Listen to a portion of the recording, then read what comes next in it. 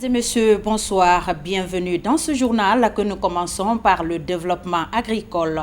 À Sérédou, le centre régional de recherche agronomique est à terme dans l'expérimentation des nouvelles techniques de l'agroforesterie de culture pérenne. Déjà, plusieurs variétés de cultures adaptées aux conditions climatiques de notre pays sont mises au point.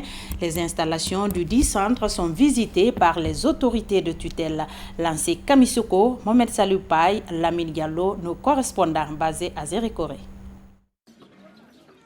Au milieu de la forêt Ziama, la sous-préfecture de Sérédou abrite l'un des 4 centres régionaux de recherche agronomique de Guinée. Avec 2 programmes phares basés sur l'agroforesterie et les cultures pérennes, ce centre regorge aujourd'hui des acquis majeurs pour le développement agricole du pays. En dépit des nouvelles techniques de l'agroforesterie, l'Institut possède à ce jour diverses variétés de café améliorés et d'autres cultures prêtes à être mises à la disposition des paysans. Nous avons pu identifier 5 clones de caféiers qui sont adaptés aux conditions édapho-climatiques de toute la Guinée forestière, de Kishidougou jusqu'à Yomu. Ces 5 clones de caféiers hautement productifs sont mieux adaptés à toutes les zones écologiques de la Guinée forestière. Ensuite, dans le cadre du palmier à huile, on a déjà identifié aussi 3 hybrides introduits d'autres pays qui sont aussi adaptés à l'ensemble de nos agroécologies de la Guinée forestière. Ce talent de performance est accompagné par le département en charge de l'agriculture. Pour toucher du doigt les réalités du terrain, le nouveau directeur général de l'Institut de recherche agronomique de Guinée-Irag visite les installations de l'antenne de Sérédou. Nous sommes en train de nous battre pour que la politique agricole du gouvernement guinéen, basée sur la promotion du secteur rural, la promotion de la couche juvénile dans le domaine de l'agriculture, puisse être réalisée. Créé en 1939, ce jardin botanique constitue aujourd'hui l'un des réservoirs des plantes rares de l'écosystème guinéen. Plus de 2000 espèces de plantes y sont entretenues. Pour pérenniser tous ces acquis, le centre de Sérédou a besoin de rajeunir son personnel, selon le directeur de la station. De Zérékoré, nous vous amenons maintenant à Keila, dans Dinguiraye, où est réalisé un champ de riz de 82 hectares. C'est l'œuvre d'un groupement de la localité qui entend contribuer à la sécurité alimentaire.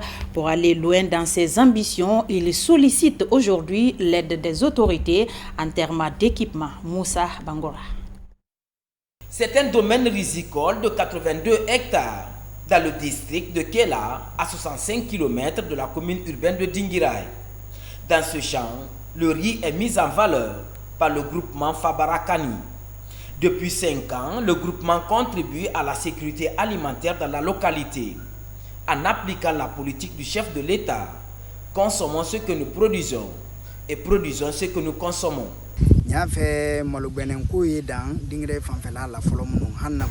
Notre objectif, c'est d'arrêter l'importation du riz blanc dans notre localité. Nous demandons l'aide du gouvernement pour nous doter du matériel de travail. Pour le moment, tout le travail se fait à la main.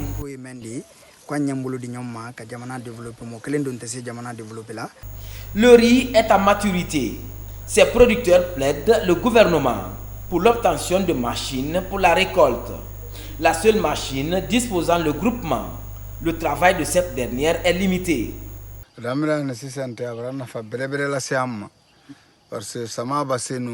Depuis que le groupement a été créé, on a bénéficié beaucoup. Avant, on achetait le riz, mais aujourd'hui, Dieu merci, on a le riz et les autres viennent acheter avec nous.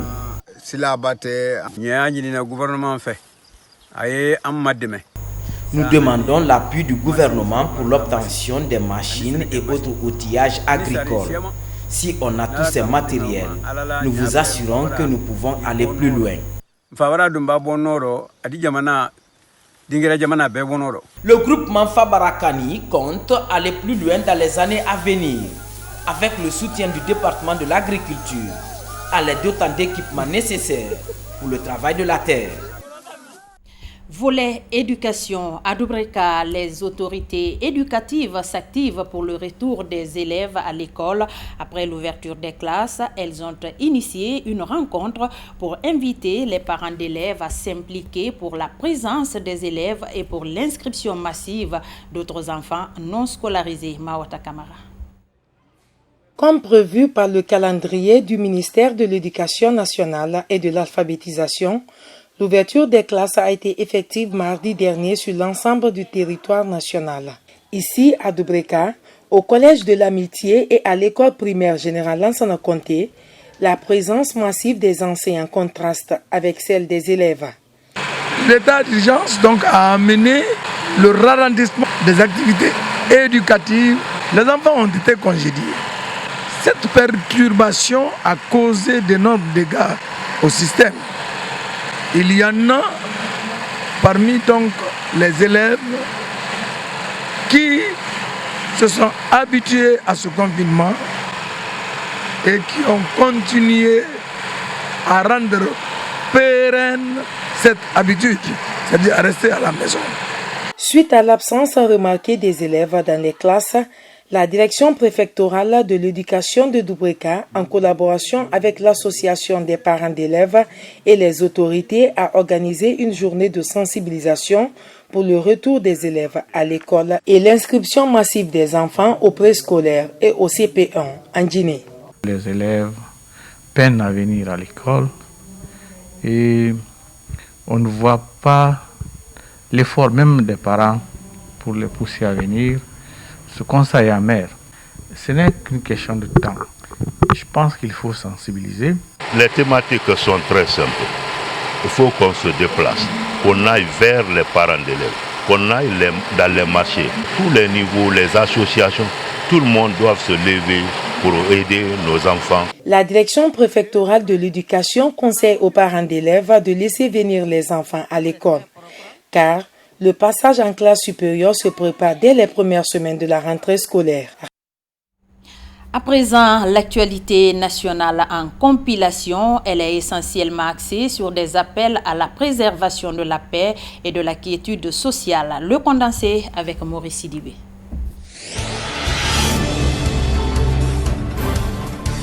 Pour maintenir la paix et la stabilité, le Bureau national des sages du RPG Arc-en-Ciel et le directoire de campagne de la commune de Ratoma ont organisé une journée de prière et de lecture de Saint-Coran. L'effet recherché est de pacifier le pays afin que les grandes actions de développement mises en route par le chef de l'État soient bien achevées pour le bonheur des populations guinéennes. Un pays ne peut pas se développer s'il n'y a pas la paix.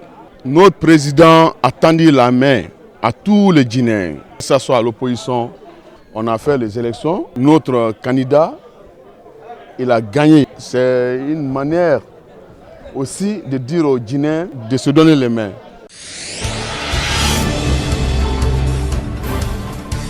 Cette autre rencontre de prière, placée sous l'égide des sages, est initiée par les jeunes ressortissants des 24 villages de Batek-Cancan. Elle a été une occasion pour formuler des bénédictions pour le chef de l'État, des bénédictions pour la réussite des projets de société de président de la République. Du Saint-Coran, pour la quiétude en République de Guinée, pour la paix en République de Guinée.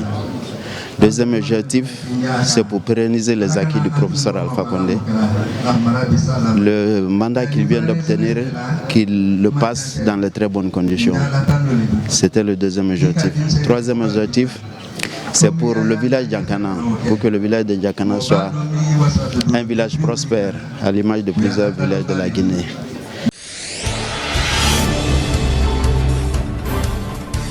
La préfecture de Kissoudjougou n'a connu aucun cas de violence lors de la présidentielle passée. Les femmes musulmanes de la localité ont initié cette cérémonie de lecture de Saint-Coran pour gratifier le bon Dieu pour sa grâce accordée à cette préfecture. Elles invitent tous les Guinéens au renforcement de la culture sociale et de vivre ensemble.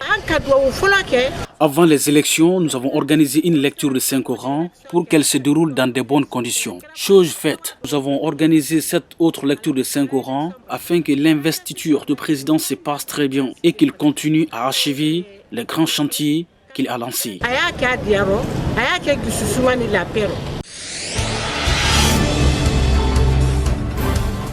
Le commandant de la 3e région militaire était à la frontière entre notre pays et la Côte d'Ivoire. Colonel Aboubakar Diakité a fait ce déplacement pour s'enquérir des conditions de travail des hommes installés le long de la frontière avec la Côte d'Ivoire. Il a mis l'occasion à profit pour transmettre le message de félicitations et d'encouragement du président de la République. Et là, je Fodé Bangali Fofana sur les pas du colonel.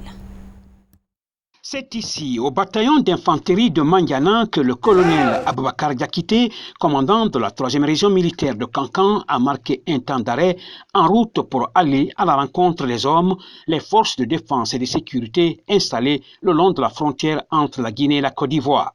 Recevant cette mission, le colonel Mamadi Dambélé, commandant de ce bataillon d'infanterie de Mandiana et ses hommes, ont rendu tous les honneurs à la hiérarchie. Devant cette force de défense et de sécurité composée de l'armée, la gendarmerie, la police et la douane, le colonel Aboubakar Diakité invite les hommes à la vigilance, tout en reconnaissant ce qu'ils ont déjà fait. Il faut que vous soyez vigilants. Nous sommes à la frontière. L'ennemi a beaucoup de moyens et l'ennemi est très intelligent. Donc ça veut dire que vous devez être vigilant. La vigilance, ce n'est pas seulement la route internationale. La vigilance, c'est les petits villages qui nous entourent, les pistes qui quittent la Côte d'Ivoire pour entrer à Noumoudjila.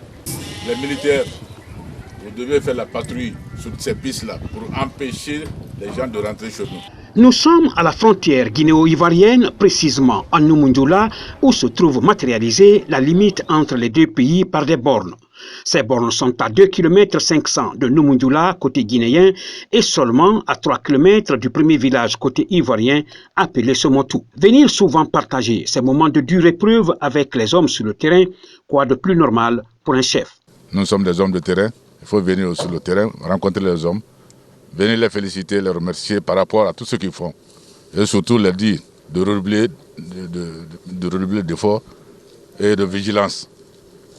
Parce que l'ennemi ne se fatigue jamais. Ils sont toujours à la recherche des pistes. Donc il faut venir encourager, motiver les hommes qui sont sur le terrain. Et voir leurs conditions de travail. Voilà le récit de mon arrivée. Empêcher l'ennemi de rentrer chez nous, c'est le maître mot du message transmis aux hommes à cette frontière guinéo-ivoirienne par le colonel Diakité au nom du commandant en chef des forces armées guinéennes, professeur Alpha Condé. Culture avant de se quitter d'Ankonso est une danse traditionnelle organisée à Komaya dans la sous-préfecture de Sanguiana, préfecture de Koussa. L'objectif est de valoriser les coutumes et traditions culturelles. L'occasion a été saisie par les organisateurs pour exprimer leur reconnaissance au chef de l'État pour les projets de développement en faveur de la localité. Reportage Alassane Tambaya Conté et Mohamed Trois Camara. Nous sommes dans le district de Komoya, dans la sous-préfecture de Sandiana, préfecture de Kouroussa. Cette contrée conserve encore les valeurs culturelles ancestrales, en témoigne l'organisation de cette danse traditionnelle dénommée Dansonso. La cérémonie attire de nombreux invités venus de plusieurs secteurs. Sankaran, Balia, Woulada, Hamana, Wassulum, mais aussi du Mali voisin. L'objectif de cette rencontre est de valoriser les coutumes et les traditions de la localité, mais aussi lutter contre la délinquance. Quand on est avec ta communauté, nous prions Dieu que ça soit du bonheur. Si le malheur arrive, chose qu'on ne souhaite pas, on doit être avec eux. Et si c'est le bonheur, on doit être avec eux. Donc on est là pour partager ces petits temps de joie avec eux. Derrière ces pas de danse folklorique, les populations expriment leur reconnaissance au président de la République pour le projet de développement en faveur de la localité. Cette cérémonie-là, ce n'est pas nous qui commençons. Ça a commencé notre arrière-grand-père depuis 1320. Chaque année, on fait ça. Si les gens qui sont déplacés de venir, tout ce que vous demandez ici, Dieu va te répondre avec la traversée du diable. Pour marquer cette reconnaissance, les populations ont baptisé la route de km 7 Komoya à la route nationale numéro 1 du nom du président de la République, le professeur Alpha Condé. À chaque année, il faut nettoyer la route qui tend vers l'entourage du village jusqu'à la mare. Donc, si vous ne cessez pas ça, tout ce que vous demandez à nous, on fera nos mieux. Depuis cela, jusqu'à là où nous sommes, nous n'avons pas arrêté les nettoyages. Des bénédictions ferventes ont été faites pour la Guinée et les Guinéens, mais aussi pour le président de la République et son gouvernement.